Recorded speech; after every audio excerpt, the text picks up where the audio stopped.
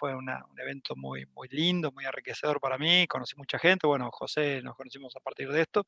Así que bueno, José, nuevamente muchas gracias por la invitación y comparto pantalla, ¿te parece empiezo? Adelante, doctor, sí está habilitado para hacer. Bueno, perfecto. Ahí Bien. estamos. Correcto.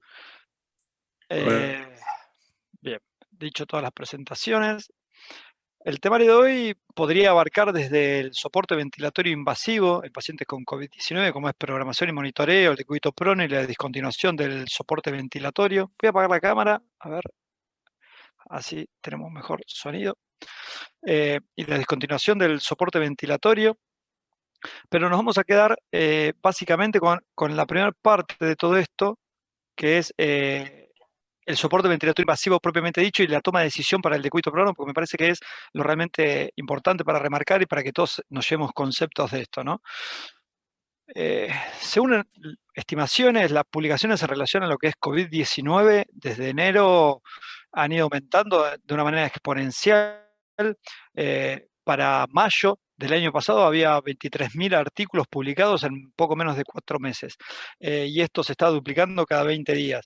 Esto fue una de las mayores explosiones en términos de literatura científica en lo que es de la historia de la medicina, lo cual conlleva un gran riesgo porque esta gran ola que se transformó en un tsunami de publicaciones llevó por delante todo el conocimiento básico que hasta la fecha teníamos en términos de evidencias de impacto clínico sobre la sobrevida de los pacientes con distrés, ¿no es cierto? Parece que las publicaciones y el enorme volumen de publicaciones llevó a una confusión tal que hizo que la gente salga del standard of care, salga de la manera habitual de trabajo y empiece a tener diferentes, para decirlo de alguna manera, tomas de decisiones no conducidas tanto por lo que es la evidencia científica y la práctica basada en la evidencia, sino más por el desarrollo de conceptos nuevos y un poco, ¿no?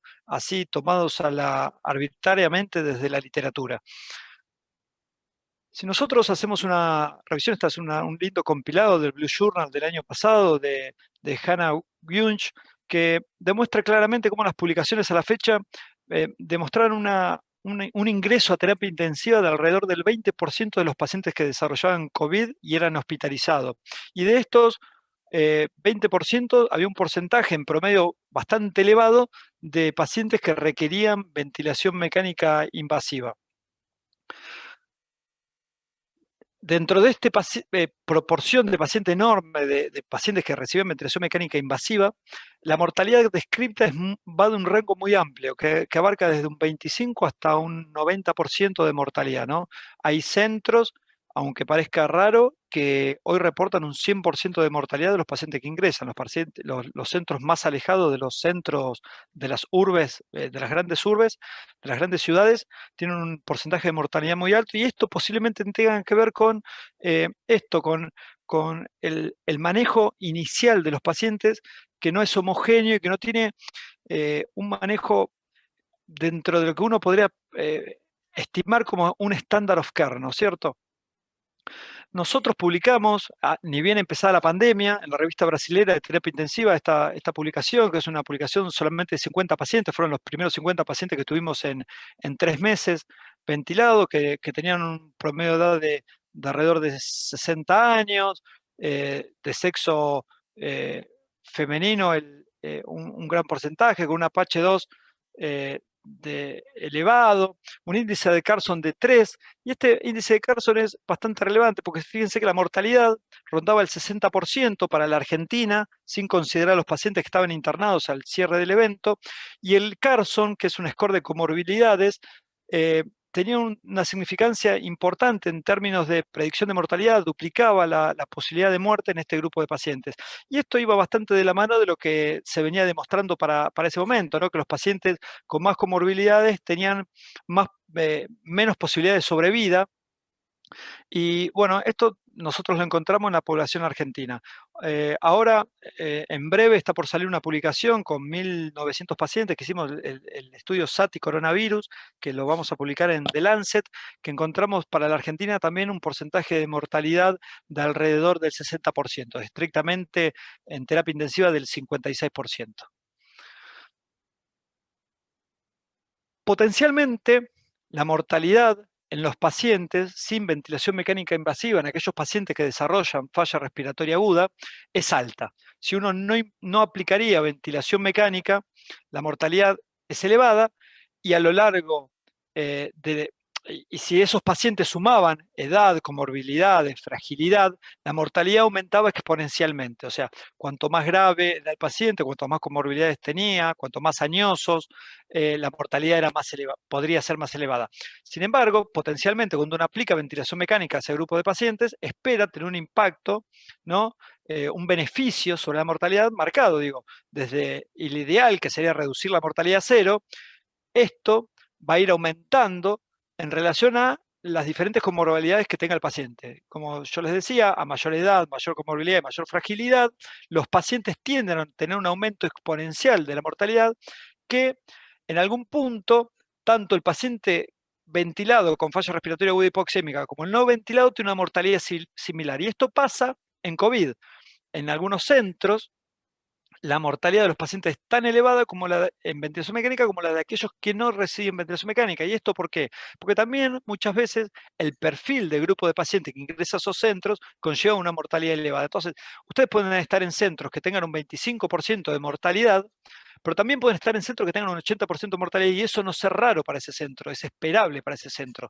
Lo que uno tiene que tratar de hacer con sus intervenciones es lo que dice el presidente Alberto Fernández de acá de la Argentina, que es aplanar la curva, intentar que la curva de mortalidad que nosotros tengamos sea lo más baja posible, lo más plana posible. ¿Y cómo podemos hacer esto? Bueno, a partir de aunar criterios y tener toda una toma de decisión similar dentro de los pacientes. Digo, ¿qué paciente con COVID tiene que ser ventilado? Bueno, definitivamente aquel que tenga deterioro del sensorio desarrolle shock, pero dentro de los pacientes que tienen falla respiratoria aguda hipoxémica por COVID, aquellos que tengan hipoxemia comprobada, a pesar de utilizar oxígeno en altas concentraciones con máscara reservorio, los que presenten, sumado a esto, infiltrados preferentemente bilaterales, y que a la vez sumen taquipnea o utilización de músculos accesorios. Sabemos que la hipoxemia puede deberse a múltiples factores, y la taquipnea también, pero la utilización de músculos accesorios indefectiblemente se debe a aumento del trabajo respiratorio. Entonces, todo paciente con COVID y falla respiratoria aguda hipoxémica que desarrolle taquipnea, hipoxemia y reclutamiento de músculos accesorios o asincronía tóraco-abdominal debería requerir ventilación mecánica invasiva. Y al comenzar esta, uno debería aplicar, pensando en términos de Winning, intubarlo con el tubo endotraqueal de mayor diámetro posible para ese paciente, dejarlo correctamente posicionado y con el balón correctamente insuflado y usando las medidas de prevención de aerosolización necesarias para disminuir el contacto y el contacto estrecho con el trabajador de salud, ¿no es cierto? Piensen que en Italia y en China se reportó un 25% de contagio para el personal de salud, y esto es 1 de cada 4 profesionales de la salud que atendieron pacientes con COVID se contagiaron, con lo cual nosotros debemos aumentar al máximo las medidas de prevención para disminuir este contagio. Una vez que ventilamos al paciente, que lo intubamos, tendríamos que intentar llevar la sedación y la analgesia a su rango máximo con un score que nos permita titular esto, como puede ser el RAS, elegir una modalidad ventilatoria, que posiblemente la ideal para el inicio de estos pacientes sea volumen control, porque nos permite un monitoreo estricto y a su vez una programación adecuada de los parámetros ventilatorios que conlleve el menor riesgo posible para estos pacientes en términos de lesión inducida por la ventilación mecánica. Esto es, cuando un paciente va a ser ventilado, nosotros tenemos que focalizarnos en la programación de los parámetros del ventilador. Y esto van a ser preferentemente estos 4, ¿no? Volumen tidal o volumen corriente, frecuencia respiratoria, PIP y FIO. Si nosotros pensamos en volumen tidal, hoy yo escuchaba que recién le preguntaban al doctor anterior qué volumen tidal sería ideal. Bueno, lo que nosotros tenemos que intentar hacer es ajustar el volumen corriente al peso corporal predicho. Ustedes piensen que si ustedes ajustan el volumen tidal al peso real, sobreestiman el valor del volumen. Si un paciente obeso es ventilado, que es una de las poblaciones target, o una de las poblaciones más impactadas por el COVID, y ustedes tienen un paciente que pesa 100 kilos y aplican 6 mililitros kilo como estrategia protectora, van a ventilar al paciente con 600 mililitros de BT. Sin embargo, si ese paciente mide 1,70 m y calculan el peso corporal predicho, con esta fórmula, que es la altura menos 152,4 por 0,91, más 50 si es hombre, o más 45,5 si es mujer, esto les permite construir una tabla de BT para ese paciente. Entonces, un paciente que mide 1,70 m va a tener un peso corporal predicho de alrededor de 60 kilos, y esto conlleva una ventilación protectora de 360 de BT.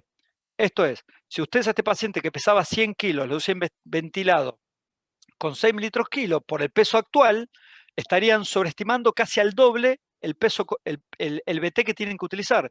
Y esto sabemos que es lesivo para el pulmón. Esto genera lesión pulmonar inducida por la ventilación mecánica. Entonces, ajustar el BT por peso corporal predicho hace que nosotros tengamos la primera estrategia o el primer objetivo de estándar de cuidado alcanzado. Entonces, lo segundo que tenemos que hacer es ajustar la frecuencia respiratoria para el volumen minuto alveolar que nosotros querramos tener. Y esto es, el volumen minuto va a ser la resultante del producto entre la frecuencia respiratoria y el volumen tidal. Como el volumen tidal, dijimos, en este caso va a ser fijo, porque es una estrategia protectora, no vamos a sobrepasar los 6 mililitros kilo, lo que nos queda para hacer es ajustar la frecuencia respiratoria. Si el pH es mayor a 720, la frecuencia respiratoria no es un problema. Ahora, si el pH es menor a 720 y conlleva riesgo para la salud del paciente, nosotros tenemos que buscar ajustar el volumen minuto para que el pH sea mayor. Esto es siempre monitoreando el atrapamiento aéreo, porque ustedes piensen que si yo supero los 30 de frecuencia respiratoria, la relación IE tiende a invertirse, y si la relación IE, o sea, la relación que hay entre el tiempo inspiratorio y el tiempo expiratorio tiende a invertirse, empieza a producirse atrapamiento aéreo, y esto genera dos problemas graves, o varios problemas graves, pero dentro de los problemas graves, los dos principales son, uno es la ventilación de espacio muerto, y en relación a la sobre distensión alveolar, y la otra es los problemas hemodinámicos que nos pueda traer con potencial muerte de los pacientes por atrapamiento aéreo. Otra estrategia que podemos hacer para ventilar, para mejorar la ventilación, es mejorar la aireación. Y esto se logra a través de la PIP, que es el tercer parámetro que vamos a ajustar. El tercer parámetro que vamos a ajustar, uno, en términos generales, puede elegir ajustar la PIP a partir de la tabla PIP-FIO, utilizada en el R10Net Trial, o en tantos otros artículos más recientes, como puede ser el LOB, el Express, o los estudios de Talmor de presión esofágica. Esto permite, la tabla, a cualquiera que no tenga mucha experiencia en ventilación mecánica, ajustar la PIP en relación a la FIO. Entonces, yo puedo tomar conductas en relación a PIP-FIO, en relación a la saturación del paciente, con un objetivo de oxigenación. Si el paciente tiene una saturación peri 95, puedo pensar en bajar la PIP y la FIO, o si tiene una saturación menor a 88, llevar la PIP y la FIO más arriba de los 10 centímetros de agua con los cuales les propongo comenzar la ventilación en este grupo de pacientes. Pensemos que el grupo de pacientes con distrés respiratorio por COVID tienen un alto impacto en términos de shunt, y la forma de revertir el shunt es presión positiva. Entonces, de regla general, para todo paciente convendría comenzar con 10 de PIP y después programar la PIP ideal para ese paciente. ¿Cuál es el objetivo de programar la PIP ideal? Básicamente, mejorar la aireación pulmonar. Si nosotros logramos mejorar la aireación pulmonar, va a mejorar la ventilación de zonas mal ventiladas, y esto va a mejorar la relación BQ. Si mejora la relación BQ, lo que vamos a lograr es una mejor oxigenación y una mejor ventilación alveolar con impacto sobre el dióxido de carbono y el pH en definitiva. Esta mejoría en el shunt y disminución de la lesión pulmonar inducida por los marcadores de stress riser, como puede ser el estrés o el strain, en términos de homogeneización de la ventilación, va a poder ser guiada por nosotros bedside a través del monitoreo estricto de la presión plató y de la PIP. Esto es, si nosotros conocemos la PIP que tenemos porque la programamos y conocemos la plató que tiene ese paciente, nosotros vamos a conocer el delta P, que es la diferencia, el driving pressure, que es la diferencia entre presión plató y PIP. Si nosotros la plató la tenemos por debajo de 30 y el delta P lo tenemos por debajo de 15, estamos en una zona de protección pulmonar que nos permite mantener la ventilación en esta estrategia que presentamos como una estrategia de ventilación inicial. En los casos en los cuales el driving pressure o la presión plató supere los niveles de seguridad, la primera estrategia que vamos a optar nosotros como terapeutas es disminuir el volumen tidal. Nunca vamos a intentar bajar primero la PIP, porque como recién les dije, la PIP titulada adecuadamente lo que hace es mejorar la aireación, mejorar los marcadores de estrés y strain, mejorar la oxigenación por revertir el shunt. Entonces lo primero que vamos a intentar hacer es bajar el volumen tidal. Esto es, si yo tengo una estrategia protectora de 6 mililitros kilo, lo que puedo hacer es, si el pH me lo permite, llevar a 5 mililitros kilo, siempre y cuando el nivel de pH no supere los 720 o 730, dependiendo del centro. Esto es un convenio que tienen que tener ustedes dentro de su centro. Entonces, dicho esto, el problema es definir si el paciente que yo ventilé inicialmente tiene o no tiene distrés, porque no todo lo que parece distrés es distrés. Y en COVID esto es una máxima, ¿no es cierto? Generalizar, todos los pacientes con COVID tienen distrés. Entonces, ¿qué le propongo yo? Yo les propongo seguir este algoritmo, que después, si quieren, se los puedo compartir. Yo al final de la charla le dejo mi Twitter, le dejo mi mail, me pueden escribir y yo les puedo compartir algo que escribí en relación a esto. Digo, lo primero que podríamos hacer es intentar definir si el paciente tiene distrés. ¿Cómo definimos si el paciente tiene distrés? Bueno, lo que hacemos todos en la práctica clínica habitual es definir distrés por los criterios de Berlín. Es decir, el paciente tiene falla respiratoria aguda, desarrollada entre la primera semana, hipoxemia, con menos de 300 de PAFI, que no sea de causa enteramente cardiovascular y que tenga infiltrados bilaterales. Pero esto es una definición que es ampliamente abarcativa, ¿no? Digo, muchos pacientes tienen esto y potencialmente pueden no tener distrés. Entonces, ¿qué les propongo yo? Separar a los pacientes entre aquellos pacientes que tienen menos de 150 de PAFI y aquellos que tienen entre 300 y 150. Los que tienen entre 300 y 150 podemos decir que tienen una lesión pulmonar. Definitivamente tiene una lesión pulmonar que no tiene indicación estricta, específica para distrés, como puede ser el prono, pero sí conlleva la implementación de una estrategia protectora. ¿Por qué? Porque son pacientes con un alto riesgo de una transformación hacia un distrés más severo. Sin embargo, aquel que tiene menos de 150 de PAFI tiene potencialmente un posible distrés. Entonces, en este paciente lo que les propongo es, esta programación inicial que hicimos, mantenerla durante 12 a 24 horas, que es lo que llama Clogerin, el famoso autor del PROSEBA, de New England de Prono, que dice estabilización de los parámetros ventilatorios, darle un tiempo al pulmón que se estabilice con la estrategia protectora. Implementar estrategia de resucitación, de balance negativo o positivo, dependiendo de lo que necesite el paciente dentro de la resucitación, y titular adecuadamente la PIP. Una vez que yo hago esto, el paciente sigue, logro sacarlo de esos 150, tiene más de 150 de PAFI, bueno, el paciente tiene un pseudodistrés. Es aquel paciente que rápidamente, con una estrategia protectora, resucitación y titulación de PIP, salió del criterio convencional de distrés y tiene una rápida mejoría con el tratamiento. Sin embargo, hay pacientes que a pesar de la optimización va a seguir teniendo un deterioro en la oxigenación severo. Bueno, eso es lo que según PROSEBA es el distrés respiratorio. Aquellos pacientes que a pesar del tratamiento adecuado y de la optimización tienen una PAFIO2 menor a 150. Y acá nos encontramos con dos grupos de distrés. El paciente con distrés con daño alveolar difuso, aquel distrés típico con caída de la compliance y que tiene histopatológicamente formación de membrana hielina, daño alveolar difuso, y los pacientes que no tienen daño alveolar difuso, pero tienen distrés, que son básicamente aquellos que tienen neumonía consolidativa, enfermedad pulmonar intersticial. Entonces ahí ya hicimos un esquema inicial de qué grupo de pacientes estamos tratando. Fíjense que yo marco claramente este periodo de optimización. Esto nos permite a nosotros separar las aguas, saber qué paciente tiene distrés, qué paciente no tiene distrés, qué paciente está mejorando rápidamente, qué paciente necesita inclinar la balanza a favor de aumentar la terapéutica. Y en este caso, ¿no? Dividir entre aquellos pacientes que tienen más de 150 de PAFI y menos de 15 de delta P, de aquellos pacientes que tienen menos de 150 de PAFI y más de 15 de delta P, me permite tener un escenario un poco más claro. ¿Por qué? Porque aquel paciente que tiene más de 150 de PAFI, menos de 15 de delta P, con la estrategia que yo ventilé inicialmente, es la que tengo que sostener, lo que yo llamo ventilación crucero. A ese paciente de las primeras 24, 48 horas no le toco nada. No le toco nada, lo dejo en RAS-5, recuperando de su lesión inicial, de su lesión pulmonar inicial.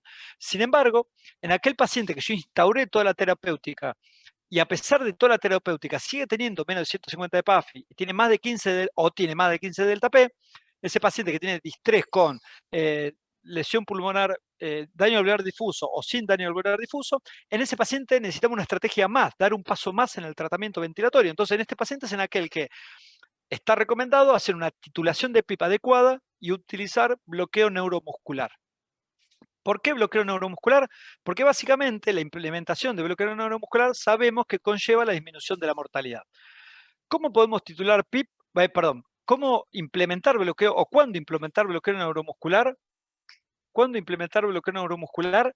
Cuando el paciente tiene una estrategia. Fíjense que el estudio de Papazian marca claramente que para implementar bloqueo neuromuscular yo tengo una estrategia ventilatoria en volumen control, con estrategia protectora, con plató controlada, con un target de oxigenación, un target de saturación, la PIP titulada por PIP-FIO y un objetivo de ventilación alveolar. Si yo cumplo todos los parámetros, que no son ni más ni menos que yo les describí de forma general para todos los pacientes, yo recién ahí puedo implementar bloqueo. Y implementar bloqueo neuromuscular de forma continua durante 48 horas fue una estrategia que después de 20 años, allá por el 2010, demostró disminuir la mortalidad. Y básicamente disminuir la mortalidad, sobre todo después del día 10, en los pacientes que tenían mayor trastorno en la oxigenación, aquellos que tenían menos de 120 de PAFI. Entonces, en esos pacientes que yo ventilé adecuadamente y relajé, ahí tengo que titular, una vez relajados los pacientes, la PIP para buscar la PIP óptima. ¿Y cómo les recomiendo yo, para hacerlo de forma rápida y bedside, titularle PIP a un paciente? Bueno, podemos usar cualquiera de estas tres estrategias. La técnica del Express Trial, que es titular PIP a través de mecánica pulmonar, una PIP compliance decremental o a través de presión transpulmonar de fin de expiración como propone Talmor. La mecánica pulmonar del estudio Express lo que propone es subamos la PIP hasta alcanzar los 30 de plató. Sin embargo, lo que yo les quiero remarcar con esto, porque hay un error conceptual en ese estudio, es que ustedes suban la PIP hasta tener 30 de plató, pero no superen los 15 de delta P. Si subir la PIP hasta los 30 de plató conlleva superar los 15 de delta P, automáticamente, ¿qué íbamos a hacer? Bajar el volumen tidal. ¿Y hasta cuánto podemos bajar el volumen tidal para que me permita subir al máximo la PIP? Hasta que el volumen minuto me permite una ventilación alveolar que me tenga el pH dentro de límites protectores. PIP compliant decremental, que es algo que a mí me gusta hacer mucho, es utilizar una maniobra de reclutamiento alveolar o de estabilización alveolar, como ustedes quieran, y después a través de una curva PIP compliant decremental, titular la PIP para la mejor compliance. Esto me parece que en términos de mecánica pulmonar es el punto más relevante de todo esto, ¿no? Cuando uno utiliza cualquier maniobra de reclutamiento, como proponía en el 98 Marcelo Amato, 40 centímetros de agua por 40 segundos, o como proponía el gran Bob Kaczmarek, utilizar una técnica incremental de presión, control con 15 centímetros de agua y subir escalonadamente la PIP de a 5 hasta llegar a 50 centímetros de agua a presión, y después construir decrementalmente PIP compliance, también es una estrategia. Y el que maneje presión esofágica es una gran herramienta porque uno puede titular PIP por presión esofágica. Esto me permite evitar o de alguna manera conocer la presión telespiratoria en el esófago. Ustedes saben que el esófago en el tercio medio está muy cerca del pulmón y esto hace que la presión pleural se transmita directamente hacia el esófago. Si yo conozco la presión dentro del esófago, conozco la presión pleural y de alguna manera conozco lo que está pasando en el pulmón. Entonces, lo que propone Talmor es, si ustedes tienen una presión transpulmonar telespiratoria, o sea, haciendo una pausa expiratoria, su presión en el esófago es menor a 0 o es negativa, esto quiere decir que al final de la expiración está habiendo colapso. Entonces, lo que propone Talmor es subir la PIP hasta un nivel de presión esofágica que supere los 2 centímetros de agua.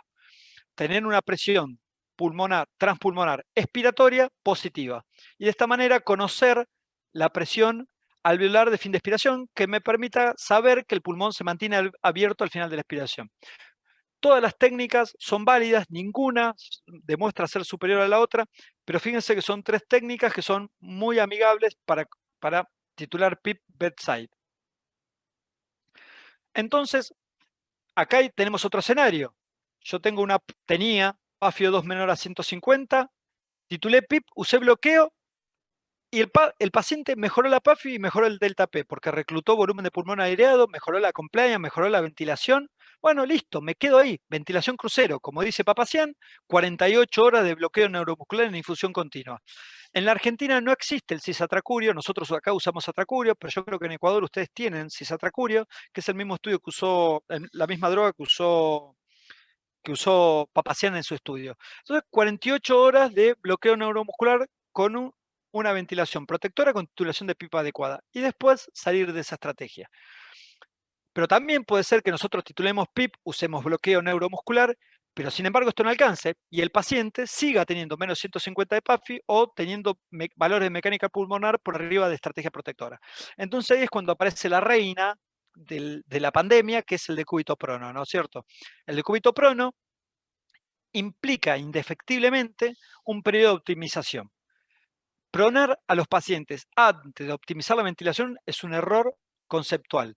El estudio de Clogerin, dentro de su protocolo, exige que se confirme el distrés entre 12 y 24 horas después de haber tenido una estrategia protectora de BT de 6 mililitros kilo de peso corporal predicho, más de 60% de FIO, más de 5 de PIP, y ahí tener menos 150 de PAFI. Esto no lo digo yo, Gustavo Plondikov, lo dice Clogerin, y lo dice en su estudio New England Journal of Medicine del 2013, que fue, después del estudio de Papazian, el segundo estudio que después de muchos años demostró disminuir la mortalidad en pacientes con distrés.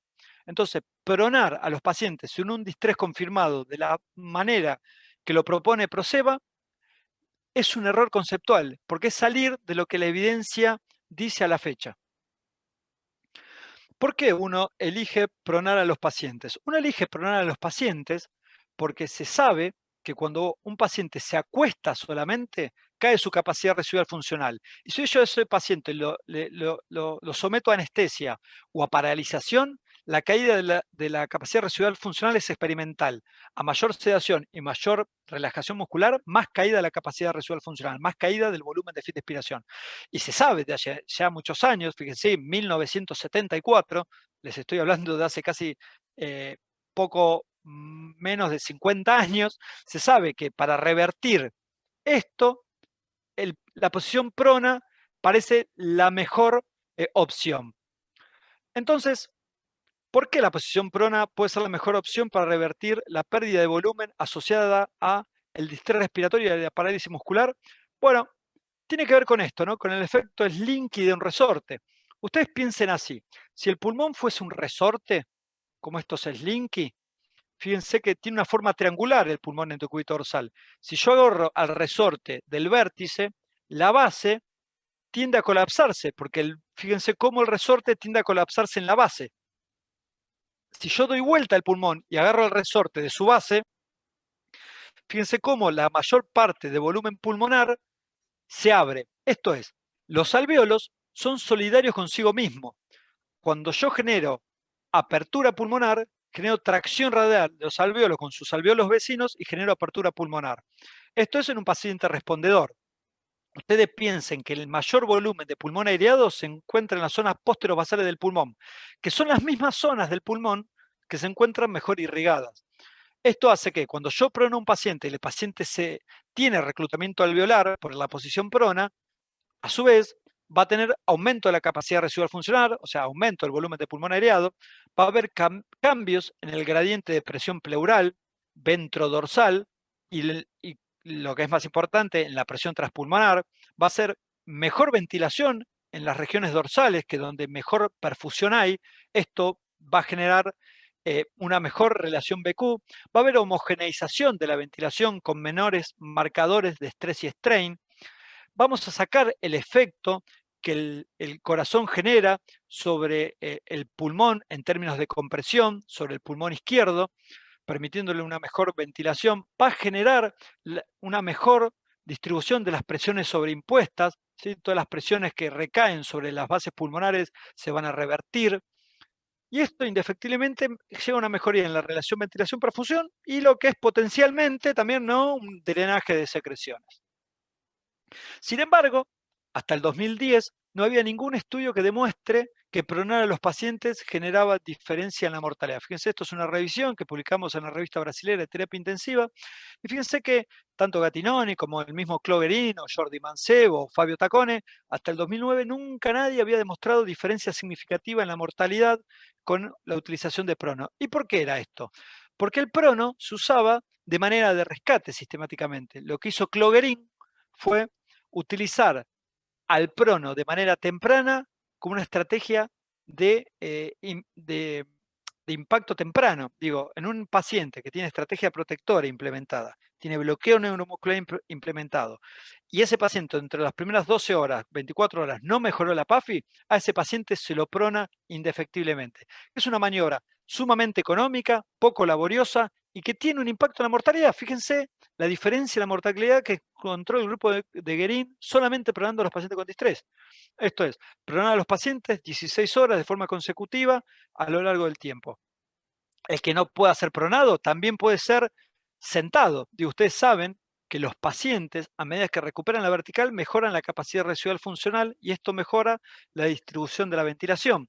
Y esto está demostrado que en pacientes con distrés, tanto Host en Intensive Care Medicine en el 2005 como el mismo Richard también en Intensive Care en el 2005 demostraron que poner a los pacientes semi-recumbent, o sea, con la cabecera de la cama elevada y los pies bajos, generan una mejoría en la oxigenación y una mejoría en el volumen de pulmón aireado de manera significativa.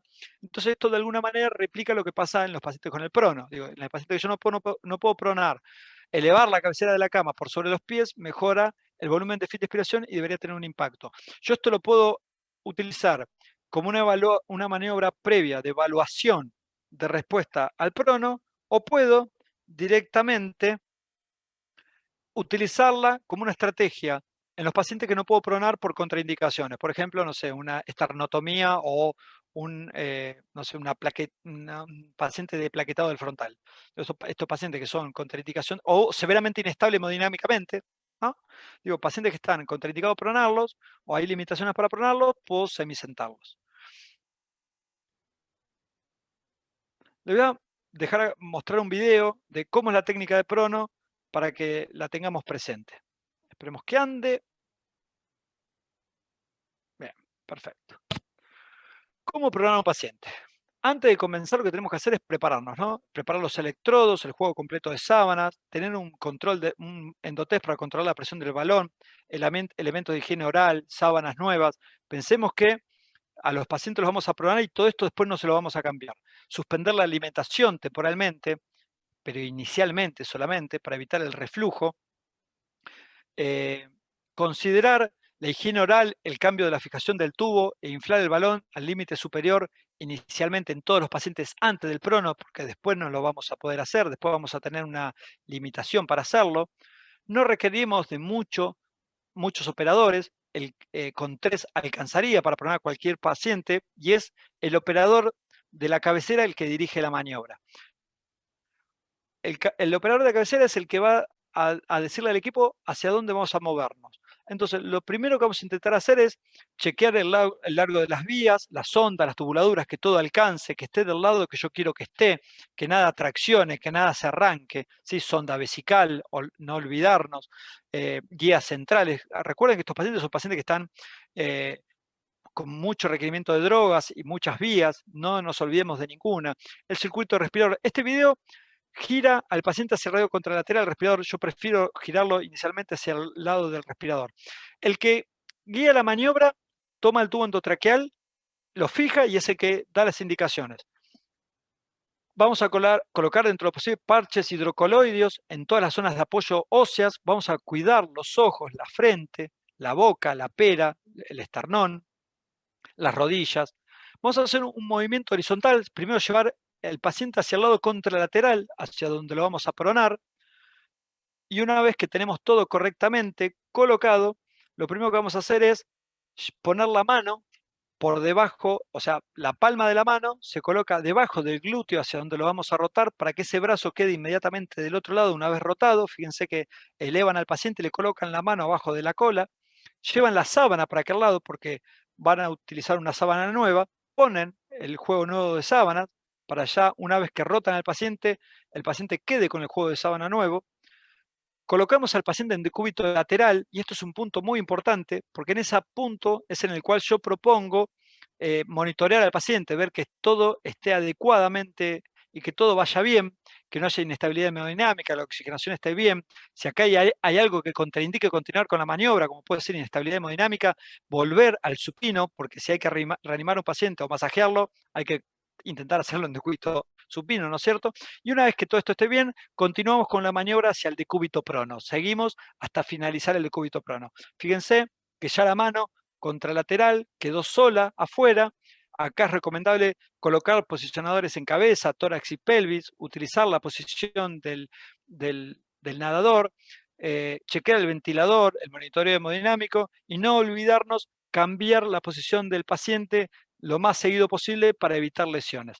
¿Cuánto vamos a sostener esta posición? ¿Cómo vamos a evaluar la respuesta al prono? Bueno, yo les propongo esto, ¿no? Inicialmente, bedside, fijarse en esto. ¿Qué pasa con la elastancia del sistema respiratorio? En prono, la elastancia torácica siempre va a aumentar. Entonces, la pared ventral, la del abdomen, se va a tornar rígida, que es una pared muscular, que no es una pared rígida, se va a tornar rígida por la presencia del decúbito, de la cama. Y acá es muy importante entender qué pasa con la elastancia pulmonar. Si el reclutamiento alveolar es neto, la elastancia pulmonar disminuye, lo que quiere decir que la compliance aumentó, proporcionalmente al grado de extensión del reclutamiento. Cuanto más reclutamiento alveolar haya, mayor compliance va a haber, o menos elastancia va a tener ese sistema.